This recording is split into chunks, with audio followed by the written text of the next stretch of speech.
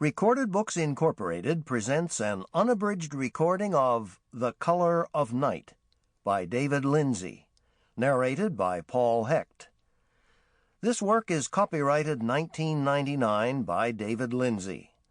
This recording is copyrighted 1999 by Recorded Books Incorporated. Despite a new career as an art dealer, ex-spy Harry Strand hasn't quite come in from the cold. He can't stop mourning his wife, killed in an automobile accident, and wishes he could forget his career in American intelligence. Then, a beautiful woman appears with a business proposition, and he finds himself caught in a labyrinth of betrayal, revenge, and love.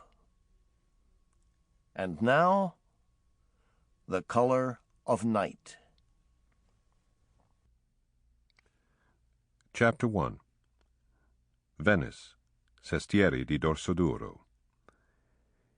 It was the middle of the afternoon, and the windows of the old palazzo were partially open to the crisp spring air.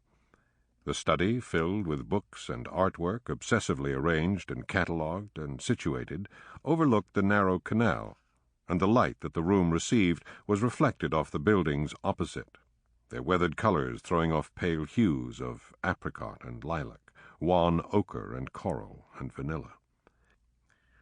The sounds of the canal rose up on the summer heat and drifted into the room as well, carrying the voices of tourists strolling on the small fondamenta, the slosh of a passing gondola, the voices of merchants unloading produce from a small barge, water lapping under the bridge just beyond the window, a woman's laughter.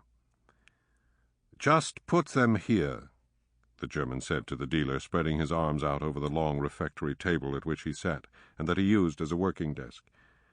He had moved aside orderly piles of paperwork and books to provide a clean surface. The dealer nodded deferentially and approached the table with an oversized leather portfolio. His name was Claude Cossier, and he was a private art dealer from Geneva. He specialized in the drawings of artists of the 19th and 20th centuries, the secondary market, that is, deceased artists. His unusual, ceremonious manner was not a demonstration of particular respect for the German client. Cossier was known for his courtesy to everyone, billionaire and housemaid alike.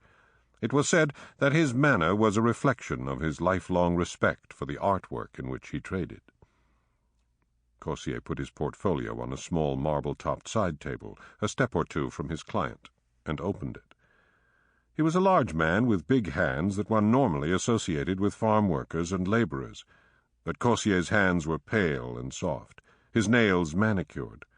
They had never been darkened by the sun or stained by soil, or lifted anything heavier than a folio reference book. His burly physique was genetic, not occupational.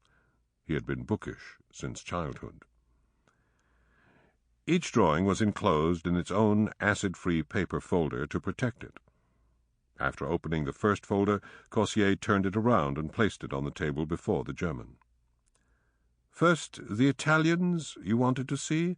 Giovanni Boldini, becoming very difficult to find these days. 6 images here and a small, quick sketch of a hand on the back of the sheet. These are studies for portraits, it seems, but the finished work, if it was ever completed, has never been identified." Leaning over the refectory table, he gently pointed to an image with the barrel end of a marbled fountain pen. The pen was less intrusive than using one's fingers. "The turned head is quite good here," he said. The German, whose name was Wolfram Schrade, nodded, bending over the sketch to look at it closely. He picked up a horn-handled magnifying glass from the table and examined each image on the sheet of paper. There were 6. "These are very nice," Schrade said. His accent was heavy, but attractive, sophisticated. "I like them," Cossier agreed modestly. The German picked up the paper and looked at the drawing on the back. Cossier watched him as he turned and held it up to the diffused light from the windows. He was a handsome man, tall and lean in his early 50s. His hair was thick and coarse, and Cossier had always marveled that it very nearly was the exact Sample complete. Ready to continue?